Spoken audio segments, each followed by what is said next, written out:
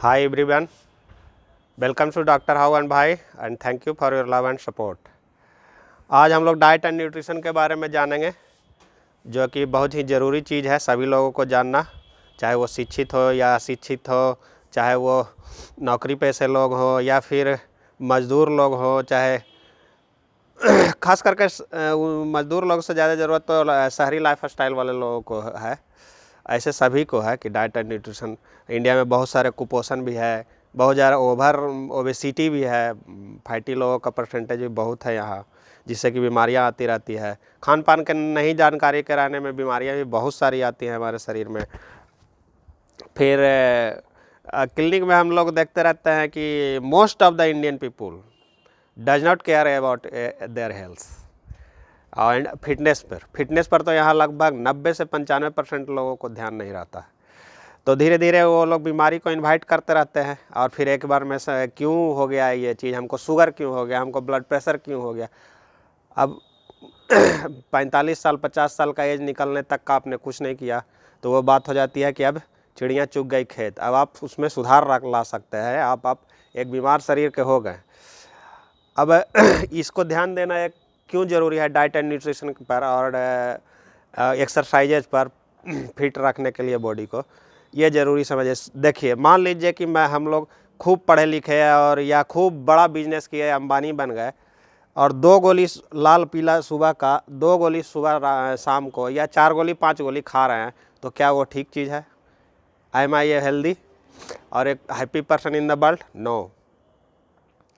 या फिर हम पढ़ लिख करके कलेक्टर ही हो गए, डीएम जिनको कहिए, या फिर और भी कोई मुख्यमंत्री ही हो गए, प्रधानमंत्री बन गए, एनीथिंग एल्स, और वो चार गोली प्लेट पर सजा के सुबह में नाश्ता के साथ या नाश्ता के पहले या 4 गोली शाम, इस तरह से अगर ले रहे हैं तो वो एक अच्छी चीज़ नहीं है। मैं तो इसको बिल्कुल ही ठीक चीज़ नहीं मानता हूँ। और ये तो आजकल फैशन भी हो गया है, लोगों को शुगर हो गया है तो बताते भी चलते हैं, रविश थिंग है ये कि मुझे शुगर हो गया है। कुछ लोगों को देखिए कि जैसे ही बेटा आ गया, ज़रा पतला हो गया तो कितना दुबला हो गया, वो फिट है कि नहीं वो देखिए, हेल्दी है कि नहीं वो देखिए, है ना। या फिर मोटा होकर गया तो वाह तुम तो खाते पीते घर के हो। अरे खाते पीते को घर को क्या है, वो उतना ही बड़ा हार्ट है, उतना ही बड़ा लीवर है, उतना ही बड़ा किडनी है हमारा, उतना ही बड़ा इंटेस्टाइन रह गया, आँख भी तो नहीं बढ़ा या कोई भी वाइटल ऑर्गन तो नहीं बढ़ा, ब्रेन तो नहीं बढ़ गया, सिर्फ चर्बी बढ़ा शरीर पर, है ना। तो वो भी एक गलत चीज़ है। तो इसको अंडरस्टैंड कीजिए। और ज़्यादातर 80 पर फिट रहने में, किसी भी आदमी को फिट रहने में लगभग 80% रोल डाइट एंड न्यूट्रिशन का होता है और 20% एक्सरसाइज, कुछ न्यूट्रिशन, कुछ इन्वायरमेंट, कुछ सप्लीमेंट्स वगैरह, ये सब जो लोग लेते हैं। सप्लीमेंट का रोल 5% है, उससे भी ज़्यादा नहीं है। जो लोग कुछ ये डब्बा में बंद चीज़ें खाते हैं, कुछ मल्टीविटामिन खाते हैं, कुछ ओमेगा 3 फैटी एसिड खाते हैं, बहुत सारा चीज़ खाते हैं। और इंडियन डाइट के बारे में बताऊँ, अगर एक कंप्लीट इंडियन डाइट जो हम लोग खाते हैं, बैलेंस डाइट, वो बहुत ही अच्छी डाइट होती है। उसके बारे में बाद में बात करेंगे। आज हम लोग डाइट एंड न्यूट्रिशन के बारे में जानते हैं कि आखिर डाइट होता क्या है। डाइट का मतलब होता है सामान्य आहार या खुराक जो आदमी दिन भर में खाता या पीता है, खाना भी और पीना भी। कुछ लोग जैसे सब्जी चावल ही खा रहे हैं तो वो हालांकि इनकम्प्लीट है, सब्जी चावल एक इनकम्प्लीट है, या दाल चावल सब्जी भी पार्शियल डाइट है। दाल चावल सब्जी दही सलाद ये एक कंप्लीट, चटनी ये एक कंप्लीट डाइट में आएगा, बैलेंस डाइट में आएगा। लेकिन डाइट किसी का भी हो सकता है, लो ख़राब डाइट भी हो सकता है, रिच डाइट भी हो सकता है, मतलब जितना ज़रूरत नहीं है उससे भी ज़्यादा ले रहे हैं, फैटी डाइट भी हो सकता है। तो इसको कहते हैं कि दिन भर में जो एक आदमी खाना खाता है या पीता है उसको हम लोग डाइट कहते हैं, चाहे वो गरीब आदमी हो, अमीर हो, कोई भी। अब बैलेंस डाइट क्या का होता है ये जानिए। ये सबसे अच्छा डाइट होता है, संतुलित आहार। और बैलेंस डाइट कहते हैं कि जिसमें कि carbohydrate, protein, fat, vitamins, minerals, इन सबों का एक बैलेंस एक क्वांटिटी हो और जो हमारे शरीर को चाहिए। फाइबर के बारे में भी एक चीज़ जानना ज़रूरी है यहाँ। फाइबरस चीज़ क्या होता है, जो कि आजकल धीरे धीरे घट रहा है। हालांकि इंडियन डाइट में तो सफिशिएंट अमाउंट में होता है, लेकिन जंक फूड लेने के वजह से हम लोग कम खाते हैं। ये खाना पचता नहीं है, लेकिन पेट साफ रखता है, जो कि सबसे ज़्यादा ज़रूरी है। ठीक है। तो ये बैलेंस डाइट हो गया। अब हम लोग डायटिक्स क्या होता है, डाइटिशियन वगैरह का आजकल खूब प्रचलन है। तो आप लोग ये डायटिक्स क्या है ये जानिए कि practical application of the diet या न्यूट्रिशन इज कॉल्ड डायटिक्स। मतलब जो हम लोग खाने पीने और उसके होने वाले फ़ायदे या घाटे को एक निश्चित फ़ायदे को ही समझिए, एक निश्चित गोल लेकर चलते हैं और उसको जो अप्लाई करते हैं उसको कहते हैं डाइटिक्स। डाइटिंग क्या होता है, डाइटिंग होता है प्लान्ड मील फॉर ए गोल। अगर हमें मान लीजिए कि मैं कुछ मोटा हूँ, मेरे शरीर में चर्बी ज़्यादा है, तो अगर हम एक प्लान्ड मील ले रहा है, ये सुबह में नाश्ता में ये, भोजन में ये, फिर स्नैक्स में ये, या फिर रात में डिनर के समय ये, तो उसको एक गोल लेकर के चल रहे हैं और प्लान करके मील हम लोग खा रहे हैं, तो उसको हम लोग कहते हैं डाइटिंग। डाइटिंग का मतलब हो जाता है, लोग जनरली लोग समझते हैं कि लोग खाना कम खा रहा है, ये सब खा रहा है वो खा रहा है, वो ऐसा नहीं। वजन बढ़ाने के लिए भी खाया जाता है खाना, और उसको डाइट को कहते हैं, भी डाइटिंग ही कहते हैं। चलिए अब हम लोग न्यूट्रिशन का देखते हैं। पोषण, न्यूट्रिशन का हिंदी पोषण होता है। न्यूट्रिशन का मतलब हो गया कि किसी भी खाने वाला चीज़ में क्या क्या है और उसको हमारे शरीर को फ़ायदा क्या करेगा। जैसे मान लीजिए कि एक रोटी है, तो रोटी में लगभग 70 से 80% कार्बोहाइड्रेट होता है, जिसको उसकी शुगर कहिए, स्लो डाइजेस्टिंग शुगर, अच्छा शुगर होता है, और 5-6% के आसपास प्रोटीन होता है, कुछ 1 ग्राम के आसपास फैट होता है, और फाइबर भी होते हैं। फाइबर से हमारा पेट साफ़ होता है, लेकिन उसको भी हम कंसिडर करेंगे इसमें। तो उससे हमारे शरीर को, जैसे हम लोग उसे कार्बोहाइड्रेट एनर्जी के लिए ले रहे हैं, प्रोटीन मसल्स ब्रेकेज जो हुआ, और भी शरीर में डिफरेंट सारे फंक्शन है, एंजाइम्स वगैरह प्रोटीन ही होते हैं, तो वो सब का ले रहा है, तो उसको जानकारी रखना, उसको न्यूट्रिशन कहते हैं। न्यूट्रिटिन इसलिए किसी किसी चीज़ को देखते हैं कि कोई फूड को कहा जाता है हाई न्यूट्रिशन वैल्यू, कोई के लो न्यूट्रिशन वैल्यू है ना। और इसका डिफिनेशन जो होता है, science of food and relation to health, मतलब भोजन के विज्ञान को और उसका पड़ने वाले हेल्थ पर प्रभाव को, और वो इसके साइंस को कहते हैं हम लोग न्यूट्रिशन। अब न्यूट्रिएंट्स क्या है, पोषक तत्व, जैसे वही बताया हम कि जैसे रोटी है या मिल्क को मान लीजिए, मिल्क में हम लोग 5-6 अच्छे मिल्क में 5-6 ग्राम प्रोटीन होते हैं, 7 से 8 ग्राम फैट होते हैं, और कुछ लैक्टोज होते हैं जो कार्बोहाइड्रेट में आते हैं, और विटामिन्स भी होते हैं, मिनरल्स भी होते हैं। ये सब की जानकारी रखने को, ये सब जो चीज़ें हुई, fat, carbohydrate, protein, vitamins and minerals, ये सब हो गए न्यूट्रिएंट्स। उसमें कितने पोषक तत्व हैं जो हमें शरीर को फ़ायदा पहुंचाते हैं। ये हो गया न्यूट्रिएंट्स। अब न्यूट्रिएंट्स क्या होते हैं, न्यूट्रिएंट्स के बारे में हम लोग जानेंगे। ये सब चीज़ें बेसिक जानकारी रखना ही पड़ेगा आपको, तभी बहुत सारे लोग क्लिनिक में आते हैं कि हमें पतला हो जाना है, मेरा वेट बहुत बढ़ गया है, इसका तो बहुत सारे रोगी आते हैं, न जाने कितने, और बाज़ार में ठगे जाते हैं। कोई एक गोली फाँक लेने से, कोई पाउडर खा लेने से ना आप पतले होने वाले हैं, ना ही आप मोटे होने वाले हैं। मोटे तो नहीं होना चाहिए, हेल्दी होना चाहिए, शरीर पर मांस आना चाहिए, चर्बी नहीं आना चाहिए। तो और ये आजकल खूब बाज़ार गर्म है इसका, महंगे महंगे प्रोडक्ट खाते हैं और कुछ भी नहीं होता है, और फिर दोष देने लगते हैं ये वो। पहले आप जानकारी, मान लीजिए कि हम आपको एक चाकू दिए कि इससे आप सब्जी काटिए, लेकिन आप जानते नहीं हैं कि चाकू क्या है, कैसे है, आप उससे सब्जी काटने के बजाय हाथ काट लीजिए, फिर तो चाकू में दोष दीजिएगा कि चाकू ही ख़राब है, चाकू में दोष दे रहे हैं। तो उस तरह से नहीं, पहले जानकारी रखिए। हम इसका एक लंबा वीडियो, बार लंबा वीडियो नहीं, बहुत सारे वीडियो लाऊंगा, जिसको कि आप लोग देख करके समझ सकते हैं कि वजन कैसे बढ़ता है, कब कैसे घटता है। वजन चाहिए तो बढ़ा भी ले सकते हैं, घटा भी ले सकते हैं, और स्वस्थ भी रह सकते हैं। एक एक्सरसाइज का भी इसमें बहुत बड़ा रोल है, एक्सरसाइज का अलग से वीडियो बनाऊंगा मैं। तो न्यूट्रिएंट्स के बारे में जानते हैं हम लोग। 2 भागों में बांटा गया है, micro nutrients and micro nutrients जो हो गया माइक्रो, सिर्फ यहाँ एक ही वर्ड का अंतर है, MAI, माइक्रो एंड माइक्रो। तो बोलने में कभी कभी एक ही जैसे सुनने में लगेगा, लेकिन इसको हम लोग माइक्रो की डिनोट करते हैं। ये शॉर्ट में माइक्रो भी कहते हैं हम लोग, और माइक्रो भी कहते हैं। माइक्रो न्यूट्रिएंट्स उसे कहते हैं जिसे हम लोग ज़्यादा मात्रा में लेते हैं, माइक्रो मैंने बहुत कम मात्रा में लेते हैं, लेकिन ये भी काफ़ी ज़रूरी है, इसके बिना काम चलेगा नहीं। ये माइक्रोज हो गया।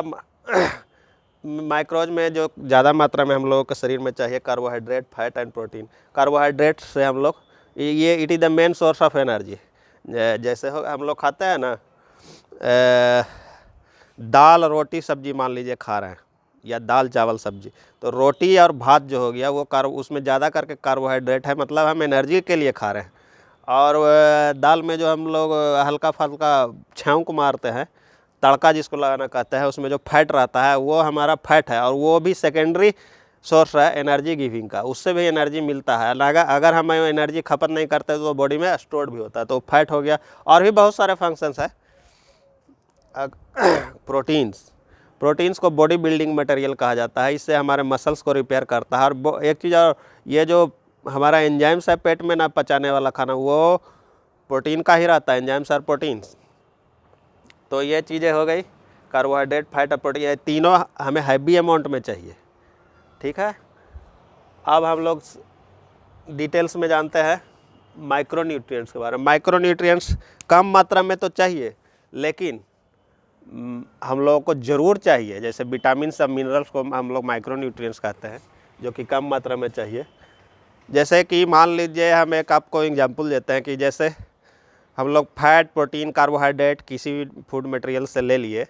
ऐसे फूड मटेरियल्स में तो सब कुछ रहता है लेकिन अगर हम लोग केमिकल से ले लिए, जैसे आजकल बहुत सारा आता है मार्केट में, कार्ब्स का डिब्बा, फैट का डिब्बा, फैट तो कहीं आसानी से मिल जाता है, प्रोटीन का, तो वो सारे चीज़ बॉडी में जाएंगे तो ज़रूर, लेकिन काम नहीं करेंगे बिना इनके। विटामिन से मिनरल्स के बिना काम नहीं होगा। जैसे कि मान लीजिए हम लोग को घर बनाना है, तो हमने ले आया ईंटा, बालू, सीमेंट, गिट्टी, ये सारी चीज़ें ले आई, लेकिन न मिस्त्री लाया न लेबर लाया, तो वो उसके बिना बनेगा नहीं। तो मिस्त्री और लेबर जो हो गया वो विटामिन और मिनरल्स है, ये हमारे बॉडी में उसी का काम करते हैं, लेबर और मिस्त्री का। ये बहुत सारे अनगिनत मिनरल्स, अनगिनत वर्क परफॉर्म करते हैं, केमिकल रिएक्शंस में भाग लेते हैं, हमारे बॉडी को ठीक रखते हैं, टॉक्सिन्स रिलीज करने में मदद करते हैं, बहुत सारा काम है।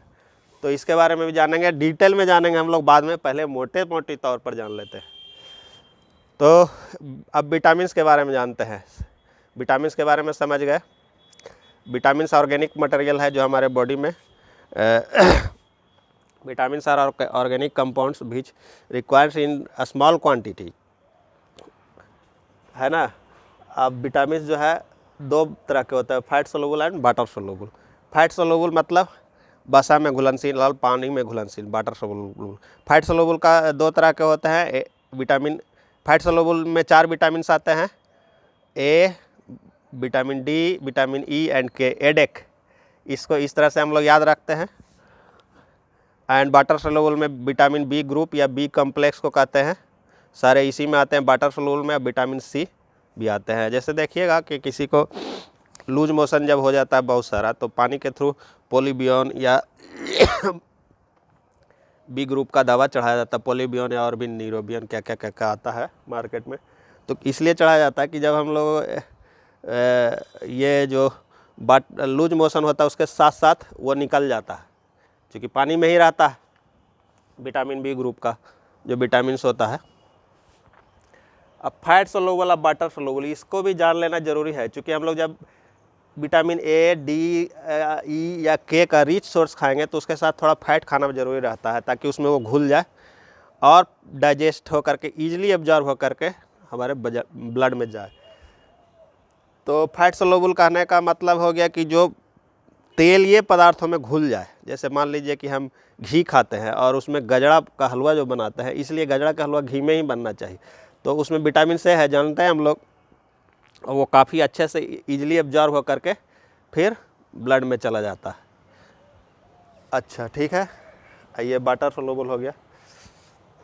अब वाटर सोलुबल तो पानी तो हम लोग पीते ही हैं, इसलिए उसका स्पेशल कुछ ज़रूरी चीज़ें नहीं है, पानी तो हम लोग पीते ही पीते हैं। अब हम लोग मिनरल्स के बारे में आए। मिनरल्स भी दो तरह के मानते हैं, major minerals and trace minerals. Major minerals में हम लोगों को हैवी अमाउंट में चाहिए, ये लो अमाउंट में चाहिए, लेकिन इसमें भी हम लोगों को रोज़ मात्रा में चाहिए। किसका कितना मात्रा है अलग वीडियो में ही बताया जाए, नहीं तो वीडियो लंबा हो जाएगा। तो मेजर 5 मिनरल्स है हमें हमारे, calcium, phosphorus, sodium, potassium and magnesium. Calcium phosphorus तो हम लोग बहुत सारे स्रोत से लेते हैं। अब किसके क्या स्रोत हैं वो अगले सारे वीडियो में भी बता पाएंगे। कैल्शियम जैसे मिल्क है, पालक है, फास्फोरस जो है ये दोनों तो नॉन वेज सोर्स में भी अच्छा खासा रहता है, मिल्क प्रोडक्ट, डेयरी प्रोडक्ट में। सोडियम तो हम लोग नमक से ले लेते हैं। पोटासियम, मैग्नीशियम में हम लोग लीफी वेजिटेबल से आसानी से ले लेते हैं। देखिए जैसे सोडियम पोटासियम का भी बहुत बड़ा रोल है, ये तो जानते होंगे। कैल्शियम फास्फोरस हड्डियाँ जॉइंट्स में मदद करते हैं, लेकिन पोटासियम अगर ब्लड में लो हो जाएगा या सोडियम भी लो हो गया तो आदमी कपकपाते हुए फेंट भी कर सकता है ऑब्सेस, तो इसका पानी चढ़ता है फिर ठीक हो जाता है, या ORS घोल के पीते हैं तो। अब ट्रेस मिनरल्स में आगे आता है iron, iodine, fluorine, zinc, copper, cobalt and chromium और भी आता है। लेकिन आयरन का नाम हम लोगों ने बहुत सुना है, क्योंकि ब्लड का कमी हो जाता है तो आयरन का गोली खाया जाता है। ये ट्रेस एंड मिनरल्स ही, लेकिन आयरन काफ़ी इम्पोर्टेंट हो जाता है, खास करके इंडियन डाइट में कमी भी हो जाती है। हम लोग को कुकिंग स्टाइल भी कहीं कहीं गड़बड़ रहता है, उन सब वजह से तो आयरन का गोली खाते हैं हम लोग प्रेगनेंसी महिलाओं में, इसलिए आयरन फेमस हो चुका है।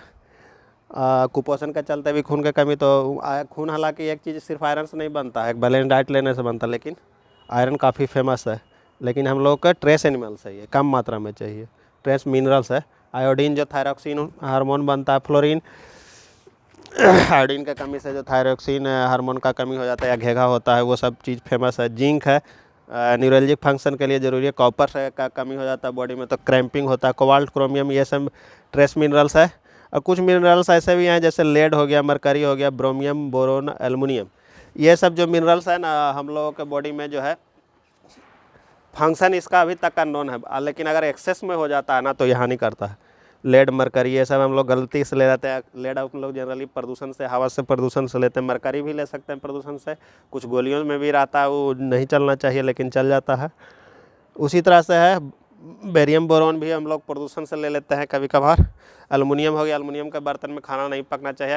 ऐसे हम लोग प्रिजर्व करने के लिए कोई भी चीज़ फ्रिज वगैरह में रख सकते हैं या ठंडा कर ही है तो रख सकते हैं, लेकिन खोलना नहीं चाहिए। और खाना अगर पक जाता है उसमें तो वो मिनरल्स, ये जो है एल्युमिनियम, वो खाने में चला जाता है, फिर हमारे शरीर में चला जाता है, एक्सेस हो जाता है और वो हानि करता है। तो आज के वीडियो में हमारा यही है रहा डाइट एंड न्यूट्रिशन के बारे में। अगले वीडियोज में हम लोग डिटेल्स में जानेंगे इन्हीं सब चीज़ों के बारे में, और जानकारी रखेंगे तभी हम लोग ठीक रह पाएंगे, या चाहे वजन बढ़ेगा या घटेगा या फिर स्वस्थ रहेंगे, फिट रहेंगे। तो थैंक यू फॉर वॉचिंग, मिलते हैं हम नेक्स्ट वीडियो में। जय हिंद।